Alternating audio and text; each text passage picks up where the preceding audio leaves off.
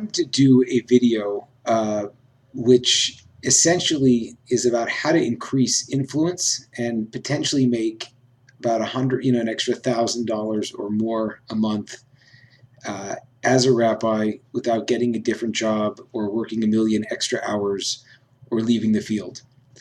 What I realized was that there are so many people out there that are um, looking to make more of an income that are already phenomenally successful in terms of their skills of communication and their ability to connect and their content, that I felt that it was important to make a video. Now, the chances are that this is not the first time you have tried to figure this out. And if this hasn't worked in the past, it's not your fault. I spent quite a long time working on this and figuring out which systems and which channels work. And I'm very much not a techie guy, and I don't know how to do a lot of this stuff. And it usually just kind of adds more stress on top of everything else that we have to get stressed out about in terms of managing our own organizations and all of the family responsibilities and all of the learning responsibilities. And it's like, if I've got one thing and it's going well, that's fine. Um, and how to deal with the fact that we want to make more money is a second question. Now, if you're concerned that this kind of violates your professional or ethical code, or that it feels sleazy or cheesy or everything like that, I kind of want to put those fears to rest, because you can do this. And this isn't about selling something, and it isn't about twisting people's arms or whatever it might be, but rather looking at it as giving people who already love you or will come to love you the opportunity to get better access to you. And that's kind of why I feel like I'm the right person to explain this, because it's something that I've really grappled with and worked with for a long time.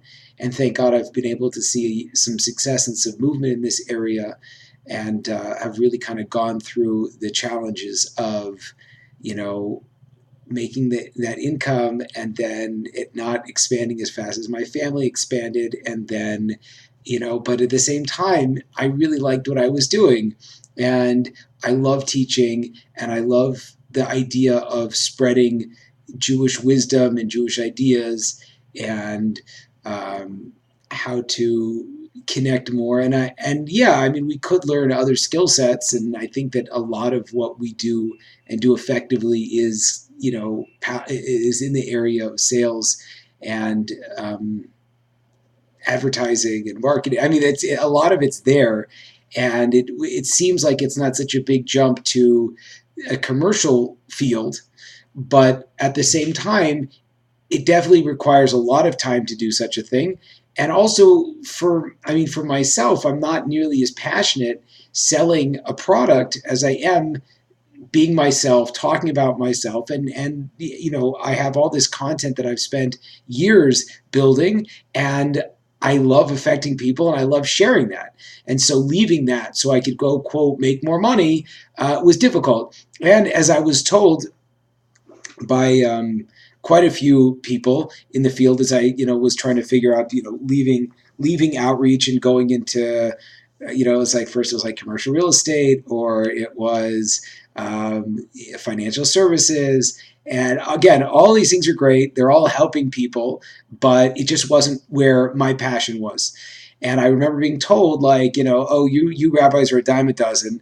You make a good income at your rabbi job, and then you think as soon as you walk out and you go into the big bad professional world that suddenly people are going to fall over you, and you're going to make as much money. Chances are you'll probably make less money. Chances are this is probably the best it's going to get. So that was a little bit disconcerting. And again, I am also a big fan of not necessarily playing unsafe, in the sense that I think that there is a tremendous power, and I personally was never looking to leave a large Jewish organization, and now I'm very happily working for NCSY and the OU, and being involved in work that is affiliated and associated with a big organization is great, and I'm all about that. The question is, though, yes, as you spend more time, your income will go up somewhat, but are you really going to be able to have that impact or to create that income stream that's going to make your family comfortable and start to be able to put into other projects, etc. And that's the really big question. It's like, you want sometimes the comfort of working for an organization that has resources and has a history and it has a whole back system. And when I was with Jam, it was amazing. We had a whole office staff, and I never had to plan trips myself. And we had Salesforce and all of these great stuff, great things that you really don't want to take for granted. And if you're running your own organization, you do. The other point is that in a lot of outreach situations, the only way to make more money is to go into fundraising, which is great if you like fundraising and exciting and all of the above. But to switch from being a person that's involved with other people to being a person that's involved primarily for the sake of raising money, a lot of times it's a different skill set. You're not necessarily on the front lines like you love to be. You might be in a desk. You might, again, I love executive learning. I think it's great. I enjoy it a great deal. I have a bunch of different connections and organizations and ways to engage people of means. But fundraising is not where I see myself full time. I really enjoy teaching Torah, and I really enjoy connecting with people. And again, and also with fundraising, you're not taking home, unless you're doing it very significantly, and that's also a big point, unless you're spending a very significant time of your day fundraising, you're not necessarily taking home a substantial chunk to really make an impact. So that's kind of the backdrop of why I thought it would be important to make this video, make a couple of other videos that would kind of go into the ideas of what the next step is, how do you build yourself as a brand, and what's involved with that. So the goal here is to help two kinds of people. Those who are beginners, to see what's possible in terms of making a bigger impact and income. And again, to be very honest with you, maybe you're not even motivated by money at all, which whatever it is, right? It should be a little bit, but also you want to get your message out there. And you see that there are, with YouTube personalities, and you see all of the amazing personalities in the Jewish world, and sometimes you look at them and you're like, well, I think I have some good stuff. I think I can share that. And like, how do you do that? How do you just literally get the message that you're sharing? How do you get that out to more people? And then for more experienced people, hopefully I can kind of share a couple ideas to capitalize on the already substantial audience that you do have. So again, you're working on campus, you have your group of people, small group of people you're working with. And but then if you're someone that's been in the field or hitting multiple campuses or have worked for a long time, you're working at a big institution, and you have literally hundreds or thousands or probably thousands of people that you've spoken to over time and that they love you. So that's the next question.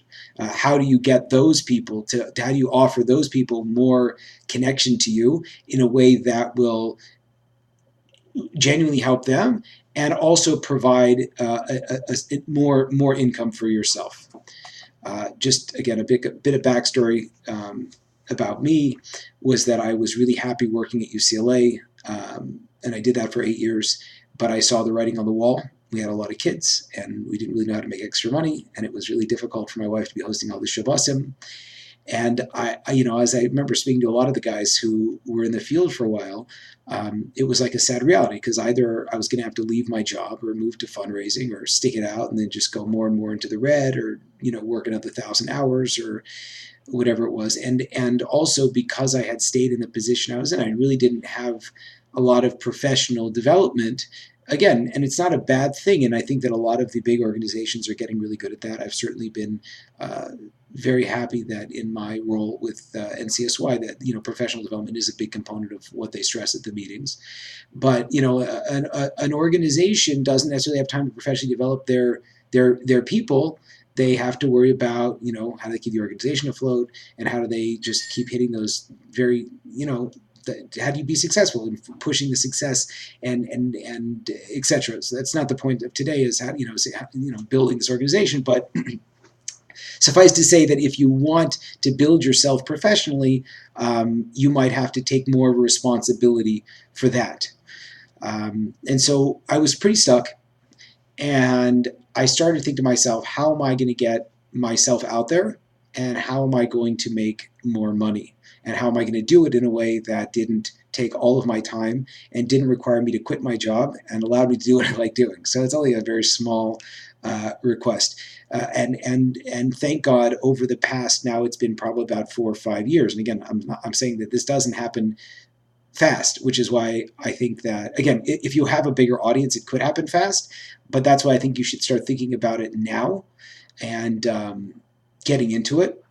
And I'm going to try to share a couple of ideas today, and I'm more than happy to have this conversation with anybody that's interested. But thank God, over the course of about 4 or 5 years, I have been able to build up a nice flow of clients, and they're happy to pay me for what I offer. And I feel the freedom. Again, it's not right now a full-time gig, and I don't necessarily know if I want it to be a full-time gig. I'm really happy with also the stuff I'm doing. I still, again, like I mentioned, I still do work for a large organization, and it's great. But I've been able to supplement my income and be able to provide better for my family, and just kind of get that headspace of having what to offer. Okay, so I don't know if that makes sense. The answer is, it's time to learn that we have to become influencers. Now, what is an influencer? So an influencer is, if you look in the world of social media today, someone that builds a following by offering content, and the value is the content that they offer. And you're like, cool, I already do that. The answer is yes, you do. But there's millions of people on the internet who don't know you yet, and you're still thinking in your very small box. How do you become an influencer, and why do you want to become an influencer? Is ultimately, as an influencer, you are able to figure out the best way to leverage your strengths, like what you're really good at, and then deliver them to what is hopefully a large group of people. And as anyone in sales will tell you, the more qualified prospects who know you and respect you and trust you, that you put your products in front of, the more they are going to be inclined to buy from you.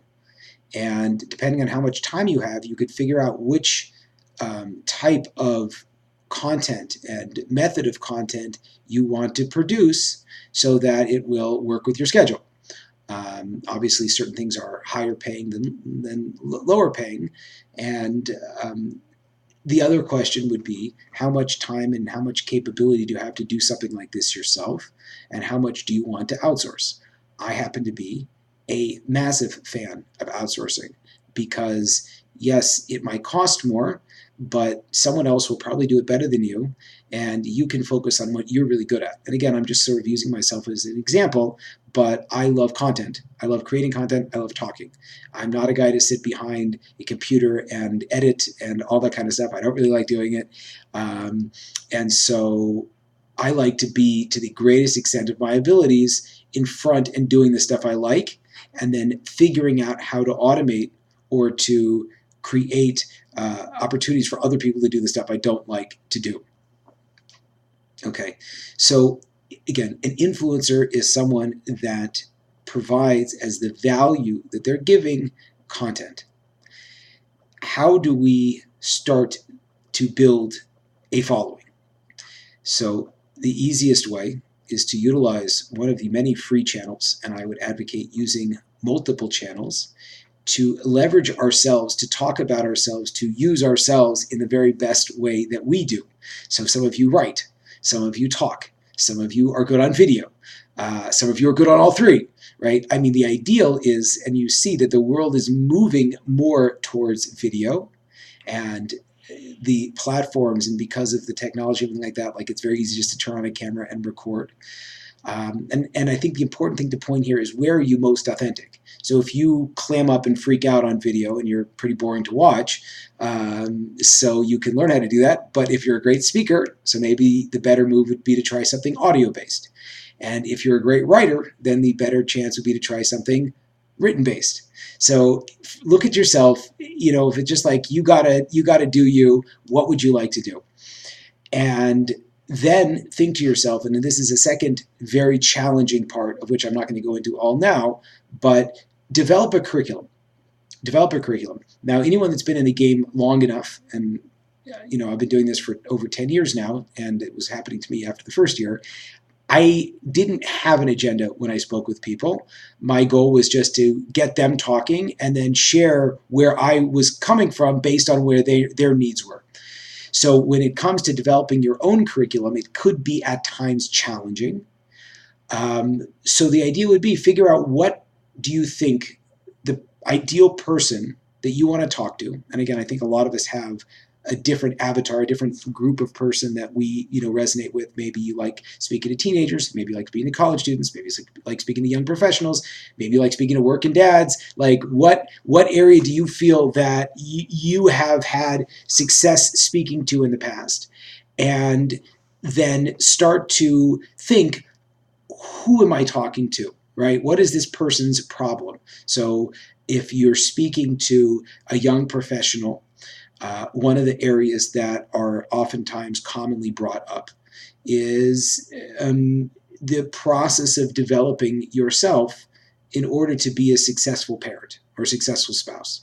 Okay, that's maybe it's old for you, maybe it's not. Maybe it's one of the interesting things is I work with a family that is intermarried, and their children, the parents really want their kids to have a strong Jewish identity, but they don't feel capable of providing that. So they hired me, and so I could teach a class to parents about how to raise your kids with a good Jewish identity. So that's the idea of developing your avatar. And a lot of it's kind of already what you're doing already, or what you feel comfortable doing, where you're not like stretching yourself so much, right? Start with what you have, and then build out a program. I would say a 5 to 8 hour program, right, with 8 step program to deliver the value. So if it's, they walk in, they have no idea about Judaism, and at the end they walk out feeling comfortable to impose Jewish pride, or to produce Jewish pride in their kids. So what are the 8 things that you would have to teach them from 1 to 8? And then, and this is the cool thing, is if you drill that down, you pretty much have your product. And then what you start to do, and this is a challenge, and this is amazing, and this is very important, is you start to utilize the free channels of media to start to put yourself out there. So again, Facebook Live, again, YouTube, again, Snapchat, Instagram, Twitter. I don't like Twitter, but I don't know, so that could be an issue. Start to put it out, and don't worry about editing, and don't worry about whatever it might be. Just get on there and make it short, because most people have absolutely no attention span. And at this point, what you're doing is strengthening your skills. And at this point, you are trying to just provide value. You're not asking for anything. But what you do is you start to build that following. And at the end, you have this thing called the call to action. And you ask people to like your page. You ask people to share your page. Fine. But the real goal in the beginning is to build, the most ideal would be to get email addresses, and we can go into that. But at this point, the idea is to again, I think I just want to start with a very, very basic principle, which is to develop yourself as an influencer. Think about what's your message. Think about who you want to share your message to, and then what the message is going to look like. And again, being linear in your thinking is really crucial. Because that's how you actually develop something that, again, anyone that's in this business for a while knows that you never follow you never like go, oh, we're going to start here, we're going to wind up there. Like, at least for me, like it's, I have an idea about what we're going to talk about, we wind up talking about something completely different. But because you have that product to fall back on, you kind of know where you're driving at. And if a person says, okay, take me from A to B, you're like, great, I got that. And then your talent and your your specialty is when you want to dive into different areas, that's where you can do that. So and then the practical thing is to start to build up your social media following. So again, I know that people don't necessarily want their own Facebook pages. I think that you don't have to have a personal page. What you want is an influencer page, a public profile page. And if you don't know how to set that up, I can teach you how to do that. But that's really the beginning. You need a YouTube page, you need a Facebook page, and you need to start posting on those two areas, because that's going to be what's going to eventually build you an audience. And the audience is going to be where you can ultimately leverage your greatest skill set. I'm stopping this first video because this was just kind of an intro, and hopefully I'll be posting more. And if this is helpful for you, or if you want to reach out or get more specific, please don't hesitate. Email is Rabbi Rupp. I have a Facebook page, Rabbi Rupp. I have a YouTube page, Rabbi Rupp. My website will be revamped and done very soon, God willing. That will also be rabbirupp.com or liftyourlegacypodcast.com. And I look forward to speaking with you soon. Thank you.